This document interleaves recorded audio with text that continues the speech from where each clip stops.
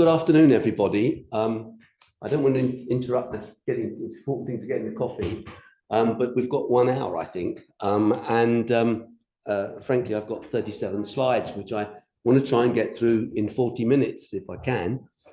So there's enough time for discussion. So if you don't mind, we'll start fairly promptly. Very briefly to say this, I was born the same year as modern India in 1947. So if I start talking about my background, well, that'll be the hour gone. So what I'm going to do instead is just say very briefly that my current role is a teaching fellow in the Department of Marketing Information, Strategy and Operations in the School of Business. And I'm the lead for the knowledge management program in the marketing, BA Marketing and BA Management undergraduate third year option. So that's what I do here. I started life as in the law faculty. Actually, I'm probably the only non-lawyer ever to run an LLM program, but we won't go there. We'll settle for the fact that my most important, my driving force, my motivation has always been in the cooperative sector for very good reasons. One is that I left school at 15. I had no qualifications. We had one qualified teacher for 500 boys. And the only reason I'm standing here today talking to you is thanks to the cooperative movement. Originally, the London Co-op that had, in those days, a policy that if you're under 18, they gave you a day off with pay to go to college. And that was the beginning of my actual education. And I was very, very fortunate to go to the Cooperative College at Stamford Hall in 1966, when they had 30 countries represented there from all around the British Commonwealth.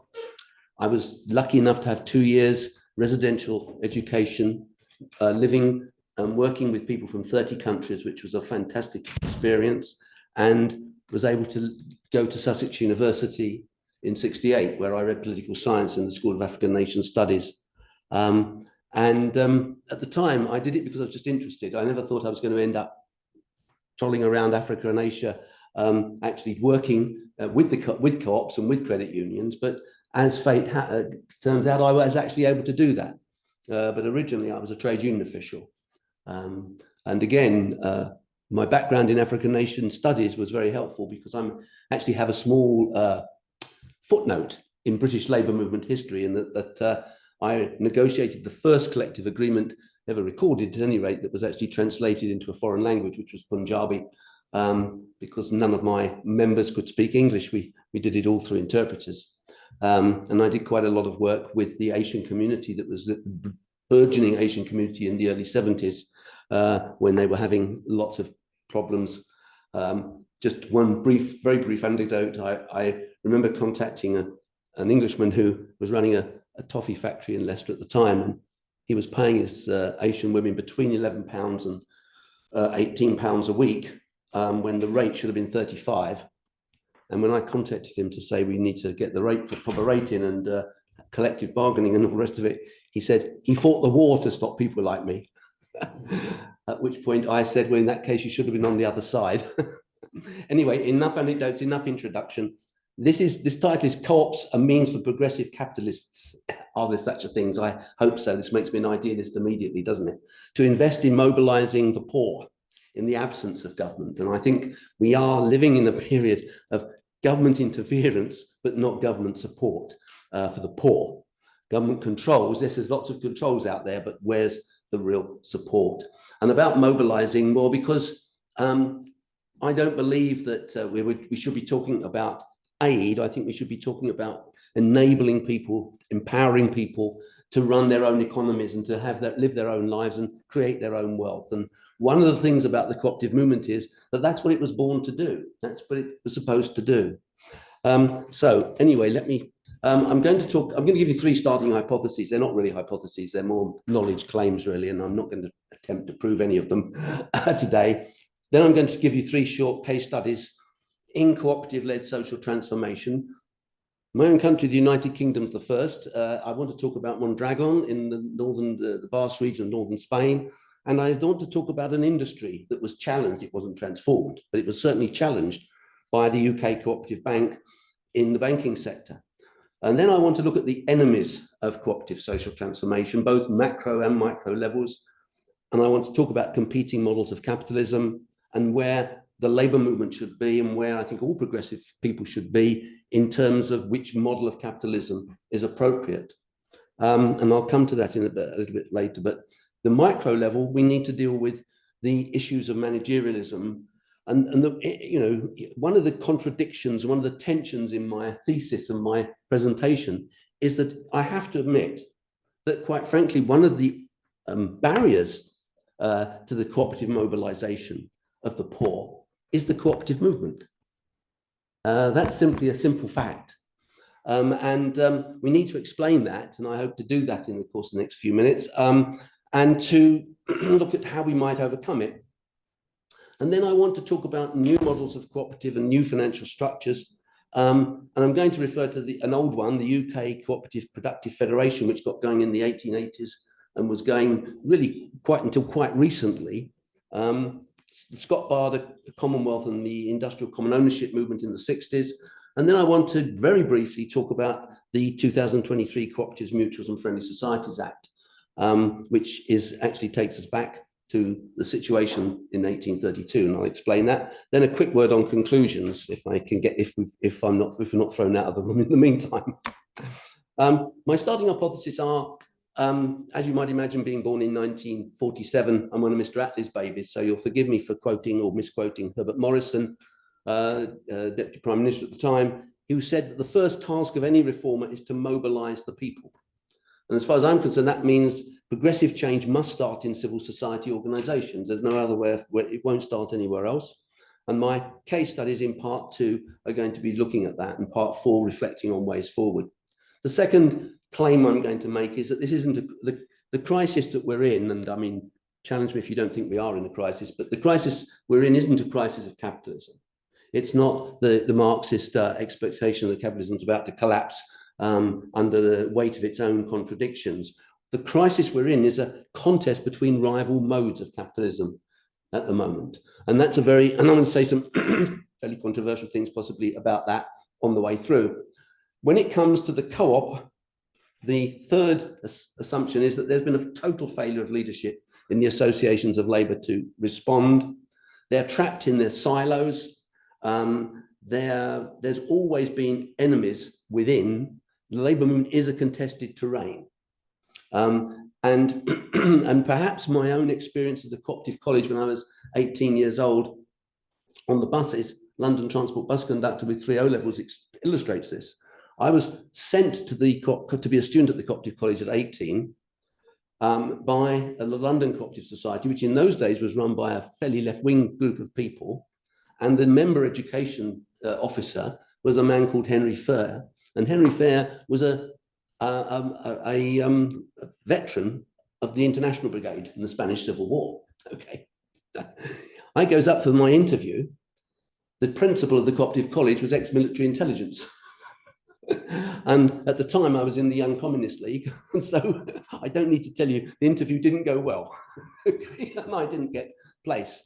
But London was the biggest contributor to the Co-op College. And I had Henry Fair there. I thank God for him. And Henry sent me back the second year, and they couldn't really turn me down twice. Their biggest donor didn't get turned down twice. But it's a small personal illustration of the kind of tensions and conflicts and where individuals really matter in those institutions. There's no question about it. And there's been a terrific failure there. And what we've seen is a mistaken governance model, which has led to massive failures, some of them as a result of complete corruption, some of them as a result of just management incompetence. But demutualization, there's been many. We won't go there, but I'm happy to take questions if you want. So, okay, 3 short case studies in cooperative-led social transformation, then transforming the state, defending a region, and challenging an industry. That's the 3. Let me start with the country, the United Kingdom, 1820s. A tyrannical oligarchy, basically. Slave trade had ended in 1801, but slave ownership in the UK wasn't illegal until 1833. We'd had the Peterloo massacre, dragoon guards on horseback with sabres drawn, running down a peaceful demonstration for the basic right to vote. There were press gangs in the ports. You could have a banged on the head and be pushed into the Majesty's Navy. Child labour, girls and boys, was absolutely endemic. down mines in factories everywhere. Trade union organization was illegal. You could be imprisoned, certainly, flogged, hung, or an option was deportation, which meant the British ruling classes, Gulag Archipelago was Australia in those days, and it was pretty well a death sentence to be sent there. If you didn't die on the way, you wouldn't last long out there. So that was the situation. Slum housing conditions, no welfare, and the average life expectancy, and I take this from GDH Cole's History, the Common People, 1830s was 27 in the industrial cities. You did better in the countryside, not much better, about 34, I think. But in cities, it was 27. Between 1820 and 1920, what do we find? We've got a mass trade union movement, a huge cooperative movement, a universal franchise, more or less. I mean, there were one or two property qualifications here and there, but in general, a universal franchise. Children were educated up to 14. My dad was in that generation, born in 1919. Dad was in the merchant fleet when he was 14 years of age. My father, from the East End. Mass political party of the working class, the Labour Party was there. And don't forget, the Labour Party was very much founded by the trade unions. It's unusual, this, I think almost unique. Most political parties are formed by, well, the Catholic Church or the Communist Party in Europe used to be the big divider for European trade unions. But over in the UK, the trade unions actually formed their own political party, the Labour Party. You wouldn't believe it to look at it today, but that's how it started. You had the beginnings of the welfare state, even in the 1920s, because there was the beginnings of the old age pensions. Things were far from perfect, and I'm not suggesting this was some kind of Halcyon period. It certainly wasn't. And there was the rise of fascism by the 1930s. But the point I want to make is that across the century, huge reforms without revolution or civil war took place. And that wasn't just because of the cooperatives and the trade unions. That would be simplistic and stupid to say that. But I do say very clearly that thanks to the cooperatives and the trade unions, it was accompanied without violence. It was accompanied more successfully, I think, and more thoroughly. And certainly if you were to look at the franchise, extension of the franchise over the 19th century, you would be able to map it against the extension, the growth of trade unions and cooperative societies. One of the leading figures, the person who really made such a huge impact on this movement was a philanthropic industrialist. He was probably not quite the Bill Gates of his day, but he was very successful. He ran the most modern factory in the world at that time in New Harmony. And we're back in the 1820s now, right? He wouldn't employ children. He actually gave free school places in factory workers. He provided a model village of housing surrounded by parks for his workers.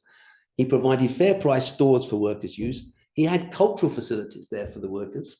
And the thing that must have sent icy shivers down the spines of the bourgeoisie of the day, he guaranteed pay, even if he didn't have any work for them. I mean, that's radical by today's standards, let's face it. But in those days, it was completely off the wall. And so what do we see? We see this self-made man, this tycoon, an educator. He was also an educational theorist with some quite progressive ideas about education, philanthropic, goes along to the David Ricardo's committee. David Ricardo was an MP. It's interesting to know that David Ricardo didn't win an election. He actually paid the local aristocrat £6,000 for the seat. That's how he became an MP. And he was chairing, he was a brilliant economist, David Ricardo, of course. Iron law of wages and a huge influence on Marx. But Ricardo's committee rejected Owen's approach, hardly surprising, I suppose, given the philanthropic elements. And as a result of that, Owen turned to the labour movement. It's not that he created anything. There were lots of co-ops, there were lots of attempts at trade union organisation. And indeed, I mean, the Amalgamated Society of Engineers existed, and nobody sent an engineer to Australia or flogged them or hung them because they couldn't run their factories without engineers. It was as simple as that. And these guys had an apprenticeship system. They didn't need to go on strike. They just, if the labour supply got a bit too in the wrong direction, they just stopped training apprenticeships until it sort of balanced out again. So we had a skilled segment in the working class. We had lots of things in place. And what Owen did really was to provide leadership and investment of capital and a certain charismatic ability. He was no Democrat. He was probably a rather authoritarian person from accounts. But nevertheless, he had the right ideas in terms of what the poor needed to do to help themselves. And his ideas on religion were a little bit out of kilter with the traditions of the day. Otherwise, I think had he been more full-on non-conformist Christian, he would have probably had even more impact on those progressive sections of the ruling class who were uncomfortable with what they saw around them.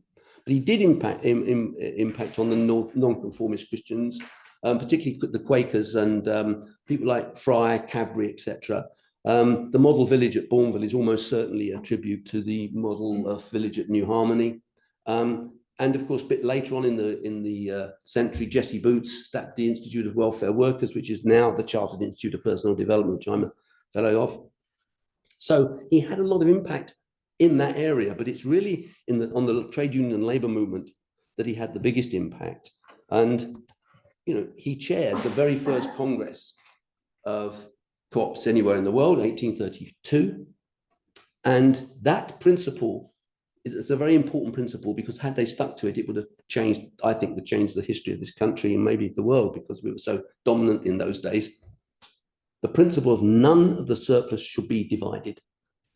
Every penny that the co-op made was supposed to stay in the co-op and be reinvested.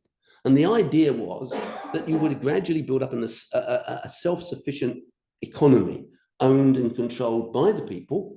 And because it would be continually growing, you would have free access.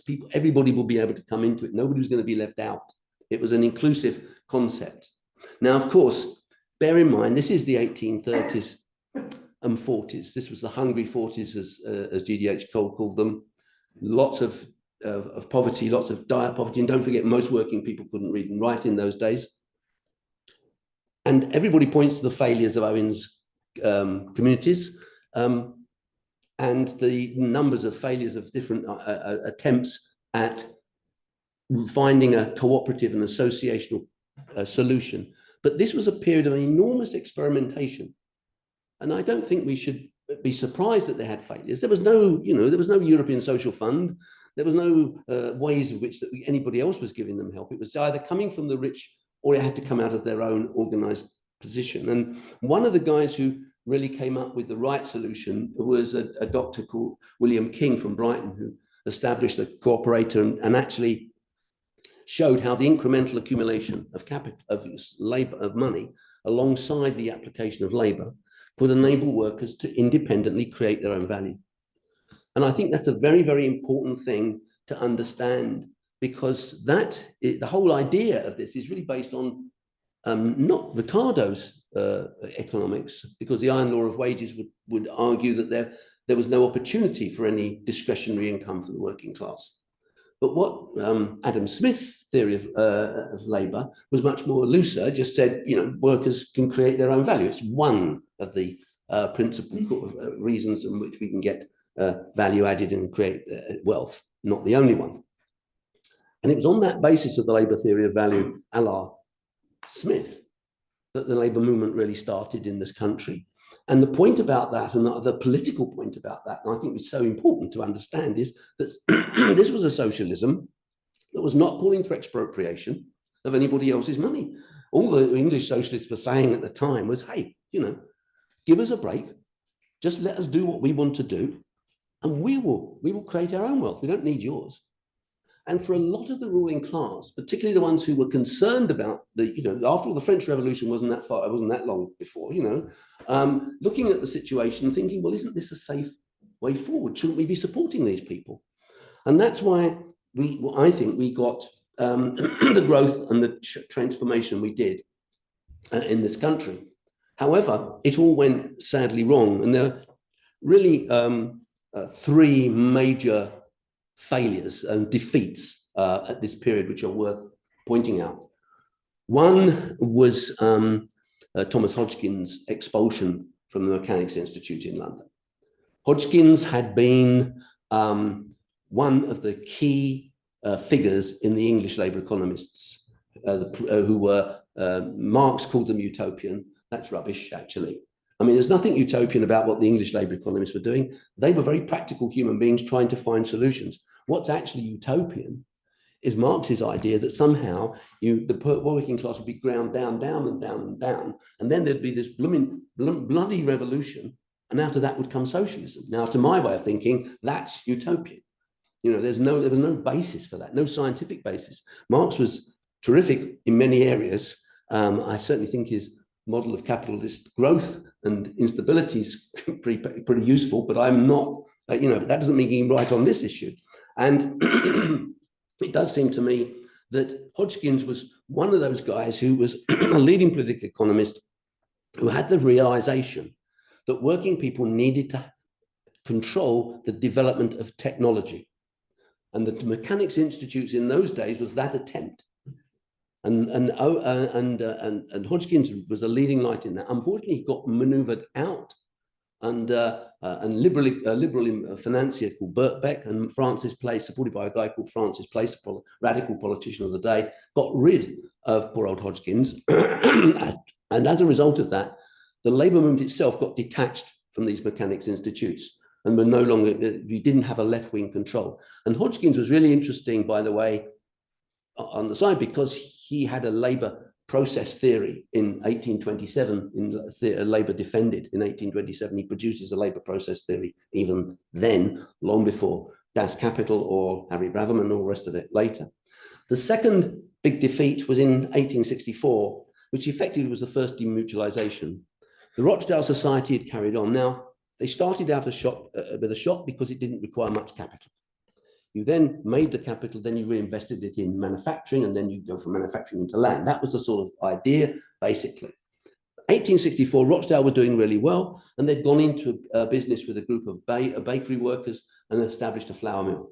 The flour mill was fantastically, the workers got a little bit of the share of the profits, but it was really a very profitable situation. And up to that point, the William King idea of accumulation was still in place. Unfortunately, there was no legal protections for mutuals in those days, cooperatives in those days. And the man who was in manager of the flour mill was a conservative who later went on to become president of the CWS and the leading light in the other major catastrophe, in my opinion, for the English labour movement, or the world labour movement for that matter, because he allowed private investors into the business, and there was nothing to stop it, no legal protections. And when the private investors got into a majority, they said no profit sharing, we're taking it all. And at that point, the Rochdale Society withdrew from the project, and it was a collapse, that collapse. Now, in my opinion, that's the point where consumer cooperation comes in as an ideology. It's the co-op, and that's why the British movement hates me, because in their narrative of their history, 1844, Rochdale Society, it was a store, which it was, that's the beginnings of consumer cooperation. Wrong, wrong, wrong. That's not what the Rochdale Society was trying to do. And it's not until after 1864 that you got the rise of this idea of consumer cooperation. And it's interesting, I mean, speaking to academics as I'm here, it's interesting to recognize that what was going on in the academic world at the same time as this was struggle between, do we have a cooperative commonwealth or a consumer cooperative movement, was of course that they were trying to get rid of classical economic theory anyway. We don't want the labor theory of value, let's get away from that, and let's get value determined by the demand side. Let's have value created as a result of the subjective desire of the consumer. So we moved to classic neoclassical economic theory, and which was a consumer-led model. And that was, while that was happening in the academic world, in the cooperative world, we had this rise of consumer cooperation, where people like Beatrice Webb and Mitchell himself were advocating this was the right way to distribute wealth. Unfortunately, we had a worker co-op movement that reacted up to that and came into being, very much supported by people like Vansittart Neale, the Christian Socialists, again, a group of very wealthy, aristocratic people by and large, supporting with their own money worker co-ops who hadn't been involved from the beginning. And so you got this argument about the wrong question, which was who should have the money? And the 1880s was all about, should it be the worker gets it or should it be the consumer? When in fact, they should have been investing it all. So we had the wrong debate about the wrong question. And the movement started to break into silos. And so you had agricultural co-ops, you've got worker co-ops, housing co-ops, credit unions, consumer co-ops, etc., etc. The silo structure we've got today can be directed right back down to there, and I've spent too much time talking about that. I'm sorry. Okay, I can skip that one. Let's go to Mondragon now, because what I hope I've demonstrated is that the British movement made an enormous impact on transforming society, but in the end, it failed. Its original idea failed, and it broke down into these sort of separate silos, and that's a huge barrier to mobilization today. If we look at the Basque region, the cooperative economy in the Basque region, Mondragon, this is really a fantastic success story. Not that there's not been failures and setbacks, but you know, if you look at the Basque region at the time of the defeat of the Republicans' forces in favor of the fascist-backed military regime that took over, the nationalists under General Franco. I mean, the Basques have been on the side of the International Brigade to try to defend democracy. This was where, of course, the first bombardment of a city, a civilian city, took place by the Luftwaffe, and they were an oppressed racial minority, and on the wrong side of the war. A Catholic priest who very nearly was shot by Franco's troops himself, but survived, started a technical training. He got a football club going. He got and persuaded people that they needed to invest in their community. And here again, you have a kind of William King incremental capital added to labor model. In effect, it was, you know, he had a community of the Basque people who trusted the transparency of the way the operation was being run, the inclusive way it was operating in the protection of the community, and they started putting the money in. And as a result, from very, very small beginnings, you end up where they've got, I mean, these figures might be a year out of date now, but something like 80,000 plus people. And they're in finance, industry, retail, and knowledge of the divisions. They've actually got a Mondragon University as well, by the way. But the thing I want to draw your attention to here is where Mondragon is so successful and where our society's got so marginalized is 14 research and development centers. Mondragon has got some very high tech capabilities. They do a lot of the prototypes for organizations like Boeing. You know, there's very, very high tech stuff going on there. And it's that ability to connect the if you like, the scientific discoveries, the technology with the banking and finance, with the community, that really, I think, is behind Mondragon's terrific success of the Mondragon Cooperative, which transformed the Basque region economically. And what's his name? Sancho. It's called the debt trap. But it's there's a couple of people who wrote this. I've just gone out of my head. This is old age for you. But when what they're doing is looking at the financial instability as a result of the banking crisis, and what Bruno Rollens was one of the writers, and who was actually General Secretary of the ICA for a while. Bruno Rollens, who did this case study on Mondragon and demonstrated how the Basque region stood up to the economic crisis far better than the rest of Spain in terms of maintaining jobs and stability. So this is a really good model of how the British cooperative movement itself believed it should be doing what it should be doing, but failed to do, but the Basques actually managed to do it. I'm going to skip that as well because I've more or less said that anyway. I want to come finally to the Co-op Bank, which isn't a Co-op Bank anymore, but it's still called the Co-op Bank. And here in the 1880s, it was stagnating, it was falling profitability, and they had a CEO called Terry Thomas who transformed the situation. Up to that point, 50 years of retrenchment in the British consumer movement had taken place. They had sold off most of their manufacturing by now, the CWS. They'd lost a lot of their business, their market share, and they weren't even using the word co-op. Nationwide Building Society used to be the Cooperative Permanent Building Society. Originally, that was its name. Now we have the Terry Thomas comes along and says, no, we're not having a co-op bank, we're calling it Cooperative Bank. put a statue of Robert Owen in the front of the corporate offices in Manchester, just to show how important Owen is in the psyche of the cooperative movement in this country and indeed the world. And he established an ethical banking system. And he used, and I'm very pleased to be coming, as I do in the Department of Marketing, to say that he used some very intensive market research. The success of the ethical banking process was simply because he'd gone out and asked his members, his customers rather, do you want an ethical bank? What should an ethical bank be doing? And the ethical policies entirely come from the research. And it was terrific. And it put the entire banking community on the back foot. My favorite Co-op Bank campaigning advert was a landmine. It was a black and white picture. It was a bit opportunistic because Lady Di was around and she was doing a landmine campaign at the time.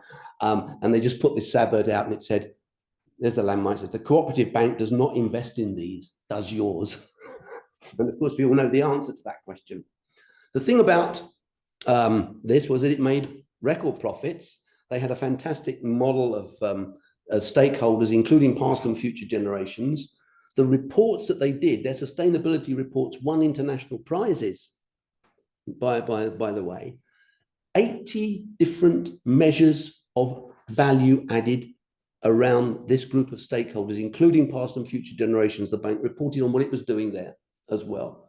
Absolutely fantastic, making record profits based on a philosophy, I would say, of servant leadership philosophy, being very close, good communications with they didn't just ask their customers what they want. They showed the bank how the bank responded to that, and then they tell their customers what the results were. I mean, and this isn't a consumer co-op. This is because in English banking law, you can't have a cooperative bank as such. It's called a co-op, but it's a PLC.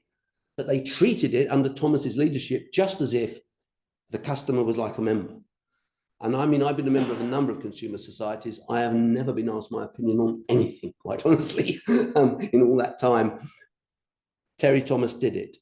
He used modern management methodologies, TQM, BPI, HRM, and all that stuff, but he did it in the service of cooperative values and principles. That was the key.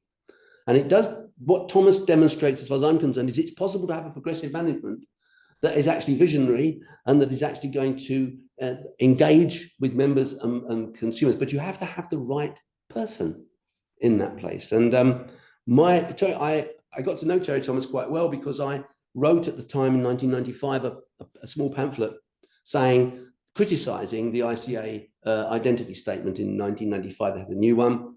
And I said, look, it's all very well. I applaud it, but there's no principle of management. And if you don't have a principle of cooperative management, it's just going to be in the bin, because management culture, it determines the organization's culture. So you need a principle of cooperative management. You need to define what it means. You need a template. Because the university I mean, I don't know about today, I'd get away with it today. But in those days, we were making loads and loads of money and they didn't really notice too much what I was doing. And I produced 500 of these. I was only supposed to produce about 70, I think, to go to universities, but I produced 500. Threw them out to everybody I knew in the cooperative movement worldwide. And of course, Peter Davis, who the hell's he? They just went in the bin, except Terry Thomas. And Terry Thomas read it, and I got a fax from him, and in those days, and he said, "Totally agree with what you've said. I want 14 copies by next day after tomorrow." I got them there through courier, and he sent them to he was chairman of the International Cooperative Banking Federation. He gave them all out to one of the members and said, "This is the guy we should have at our conference." So he launched me actually, in a way, because I went along and made my presentation on cooperative value-based management. And there was the chief executive of the World Council of Credit Unions was there and said, "Oh, come and do our leadership seminar in Prague." And the rest is history, so to speak. I've done a load of co-op stuff ever since. However, let me tell you, totally failed to get a principle of cooperative management. 30 years of slogging away at it in every continent, at every level. No way. And indeed, when the ICA had decided to have their look at management and governance structures, they completely excluded me from it. They wouldn't let me anywhere near it. And what we've got is the same old thing, which is the civil service model. Management does what the board tells it. The board makes the policy. Management carries it out. This myth is what's at the heart of a lot of our problems. And we must address it sooner or later. First of all, the board do not make the policy, management makes the policy. And we need managements to be on the board. And people say, oh, it's giving them far too much power, but they've got the power. What putting them on the board does is give them the responsibility. They can't walk away when it fails. Anyway, the bank did fantastically, record profits. And really, the cooperative bank was the first positive national brand the British cooperative movement had in my lifetime, frankly. And one other thing, just to say on the big four, when the big four at this period tried to put charges on their ATMs, and they've got about, I don't know, 65, 70% of the retail banking market is in the big four's hands. When the Co-op Bank, which is about 4%, and the Nationwide Building Society together, maybe 6% between them, they turned around and said, no, not only won't we put charges on our ATMs for our customers, we won't charge anybody who uses them. And of course, the big four just had to back down because their customers were saying, hang on a minute, what's this? So they were a real thorn in the flesh of the cooperative, of the banking system. What have I said so far? I think there are rich people out there who believe in just social justice. If you've got the right strategic goals, if you've got a proper management grounded in ethical servant leadership, I know there's a lot of ifs here, we can change things for the better. It doesn't mean that being ethical doesn't mean being uncompetitive. And as long as we've got the finance and banking are a central part of it, I think that's very clear from the Mondragon experience. So the question is, with all these good examples, why has the cooperative movement failed? Well, I think I've explained that to some extent, but let's all look at it from the other end, because if you go to Eastern Europe, co-ops have a really bad name. Hardly surprising, because they were just tools of the Communist Party. Certainly, if you are, the Chinese have the agricultural cooperative sector, it runs the Chinese agriculture. The guy who runs that is a Politburo member. And I've met him, I've had dinner with him, a very scary individual, quite frankly. To be frank, authoritarian models of cooperate have always distorted and manipulated co-ops, so they've never got a real chance. If you look at the crony capitalism, and I realize this isn't a model, this is more of a blanket term for a very wide range of disparate but corrupt or various degrees systems, which you'll find all across Africa, Latin America, and Southeast Asia by and large, and Central Asia as well. This crony capitalism model, the co-ops very often are locked in a struggle. The Minister for Co-ops in Malaysia, for example, once said to me in a private meeting, well, of course, we've got legislation for co-ops, but we only let them go so far up the value chain. Once it gets the high value added elements, they have to hand it over. And that, of course, is not unusual. And that's not unusual. In the libertarian model of capitalism, I'm referring obviously to the United States, there's more space for co-ops there. They do have a lot of problems, mind you. But the credit union movement, the rural electric movement are there as very, very good, fine examples of cooperatives. There's also some wonderfully good housing co-ops in North America as well. But libertarian capitalism and the authoritarian model, which today is China, but don't forget, there's nothing new about authoritarian capitalism. And Marx himself wrote about it. I mean, the 18th Premier of Louis Bonaparte, he was saying, look, they've reinstated this absolute monarch, and he's the one who's actually encouraging capitalism in France. So Marx understood that, and it's amazing that he couldn't see the implications of that, really, but he seemed to miss it. Today we think of China, but I mean, in the past we've had Mussolini, Hitler, Hirohito in Japan. It's not a new model. It's an old, tried and tested one, and it works very well, and the capitalists like it, as far as I can see. The libertarian model is a situation where the American bourgeoisie are captured by the fact that America started out as a revolutionary, anti-imperialist society, and they have a Bill of Rights and a written constitution which prevents authoritarianism, promotes individualism. But of course, in that individualism is, of course, an ideological attack really on the whole communitarian model.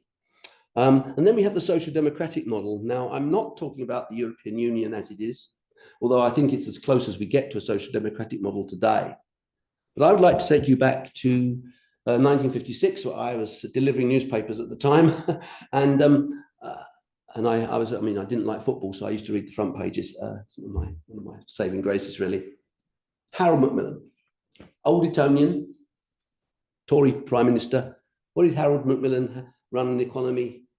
Mining, shipbuilding, energy, water, steel, telecommunications. I've probably missed something. All nationalised. Harold Macmillan boasted about building more council houses than the Labour Party did.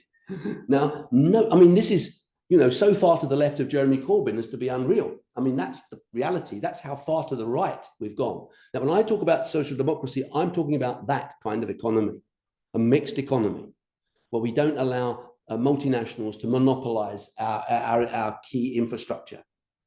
And we need to get back to that. Otherwise, we'll never be in control of anything, as far as I'm concerned. Therefore, I think all progressive forces, and this includes capitalists, because a lot of capitalists, especially small and medium-sized enterprises, are suffering as a result of monopoly capitalism. They're not benefiting from it. And we need to get that division, and we need to get a regrouping of political forces in order to establish a social democratic model, which is really the only one that's going to save the planet. And this is, I know, but as far as I'm concerned, I'm going to skip this because as time going, I must be running out.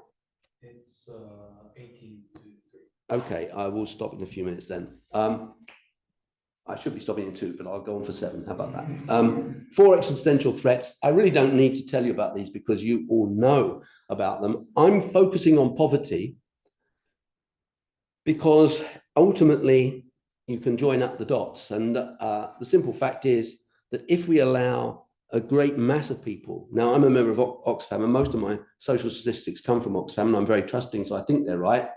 But the last time I looked at an Oxfam report, a quarter of the world's population were living on less than $4 a day. I find that unbelievable. Half the population on less than $6 a day? Surely not. Surely not. But that's what Oxfam tells me. 1 person every 4 seconds dying of a poverty-related disease. I mean, if we leave the poor festering like this, don't be surprised that they vote for some complete idiots. Because they're desperate. They're not going to vote for anybody else, or when the established system has failed them for the last 30, 40 years. The European Union has 3 massive anti-poverty programs, all failed. Top down doesn't work. We need to get these people and get them into employment that they control, into communities that they identify with, and give them hope. That's how we stop the political instability that's going to lead more and more to war, and we will not stop climate change in the meantime. And I won't even talk about human rights. We haven't got any. So, okay, let's skip that. The collapse of the CRS, I'll skip that because time is running out, but those 3 guys, there's Tory Blair, of course. John Monks is one you may not recognize, and that's Graham Melmoth, who used to be the head of the CWS. The CRS went down the drain. Biggest consumer co-op went bankrupt. The only thing I will point out to it about is that the CRS had been the co-op movement's ambulance service, and all the co-ops over the years, as they were going bankrupt and failed, they were merged. So it wasn't said as a bankruptcy, and they merged into CRS. CRS became very large and was a rival to the CWS in terms of institutional power. And here we are at the end of the 20th century, where the co-op movement is reeling under, foreign multinationals coming in, discounting problems. And what have we got? We've got a rival wholesale. The CRS and the CWS were running alternative wholesales. Can you believe that? And this is the problem with the kind of management we've got. And then Pauline Green in 2011 says, strong professional lay leadership in the movement. That's my emphasis, not hers. That's in 2011. The Britannia Building Society had been merged with the Cooperative Bank in 2009. There was a toxic debt that destroyed the bank. Neville Richardson, the CEO, was actually put on the bank's board while the merger was going on. They lied. Well, I say lied. I think it was a lie. They didn't tell the board of the co-op group or the bank that this toxic debt existed. They thought they were going to get away with it by buying 600 redundant stores from Lloyd's. When that failed, the bank was clearly bankrupt. The toxic debt came up, and by 2013, Moody had downgraded the bank the junk status. Neville Richardson left in 2011. This is the time then they were talking about such a strong management. He left with 4.6 million compensation. I'm not quite sure what he was being compensated for. The Co-op group was forced to sell literally 50% of its assets went during this period. Ewan Sutherland, who was the CEO when all this was going on, he left with 3.6 million payouts. And all the failures in the Kelly report and the Minor report all blamed the poor governance and they blamed the board. But they never mentioned the failure of management, and they didn't mention the fact that the audit commission company itself never told the board of the poor brief it had got, which meant that they couldn't find the toxic debt. It was a stitch up. So from this high idealism, Robert Owen, a utopian vision that the co-operative movement started with, we end up with the Daily Mirror in 2013. Oi, where's my divvy on that? And that's not surprising because Sutherland at the time, the cocktail on one of his expensive dinners was more than the British consumer co-operative was getting in dividend. Okay. And that's what happens when you get a corrupt management culture and you don't have proper governance. That's what happens to co-ops. So it's not a good thing. Okay. I don't need to say anything more about that. Just a quick word, if I may, on the new worker co-ops. First of all, this is not new worker co-ops, it's a producer's theory. But these guys actually were based in Leicester, the UK Cooperative Productive Federation, in 1882. Thomas Blandford was the guy, and they actually had external shareholders. They were the first, and they were very successful. Beatrice Webb criticised them, said, oh, they become worker capitalists, but they never did. And the research by Derek Jones showed that the worker participation on the boards became greater over their history. And they've gone now, but the last one was the equity shoes, and that had lasted 100 years. And the important thing about equity shoes is, if you think about the hosiery and knitwear and boot and shoe trade, Leicester was a centre. Globalisation wiped it all out. And it's the worker co-ops that lasted longest and survived longest, which is an important thing because it means that even in that situation, a cooperative helps to lessen the immediate impact of globalisation and restructuring. This is a man, just to show that we don't have to go into the 19th century to find guys. This is a guy who gave his company away, Gerald Ernest Barder, gave the Scott Barder Commonwealth. It's still going strong. It's a multinational today, but it's still owned by its members, its employees. Then there's old Roger Sortel, who I used to know, Roger, and he helped found the Industrial Common Ownership movement, Industrial Common Ownership Finance, which still exists. Margaret Thatcher gave Industrial Common Ownership Finance £1 million, by the way, when she created 4 million unemployed, which was quite interesting. Anyway, I can say a bit more about that if you like, but I won't. Why did the ICON model fail? Because it did. Inappropriate management model. Nothing wrong with worker collectives, by the way. I'm not against worker collectives, but they only operate well in small groups. Now, the people that have survived, Green City Whole Foods, for example, these were one of the pioneers of the whole food industry. And there were whole food co-ops like theirs all over the United Kingdom. And they asked me to do the consultancy because I was fighting with Booker McConnell. And I said, look, you need a professional management. They wouldn't do it. They tried to run a national business like it was a worker collective. Well, the rest is history. And they didn't have the money either. That was the other thing. Today, 1832, we're back because 2023, this new act that's come in has said, okay, co-ops can now retain their surpluses. So we're back finally in that situation that we had 200 years ago. It's really introduced the old ICOM rule, which is that if you're a co-op to start with, if you do have to wind up, then you have to put your money back. What's left of the surplus doesn't go to the share members, it goes to a co-op development fund. That's back in. And you can have deferred shareholders now, i.e. people who loan you money and have shares, but they only get one vote. So there's a number of things in this new legislation that are actually bringing us, back to the future, if I can quote a movie. But the difference between today's entrepreneurs, and I think I've chosen this guy because he's giving his money away, he's setting up. But what he's set up in the Whole Fast Company is a non-profit, yes, but it's really about political lobbying and advocacy. It's not about mobilizing the working class. You see, Owen was ahead of this guy because he was actually talking about an alternative political economy, not just a single issue dealing with climate change. And I believe that we need to make guys like this realize that they need an alternative political economy.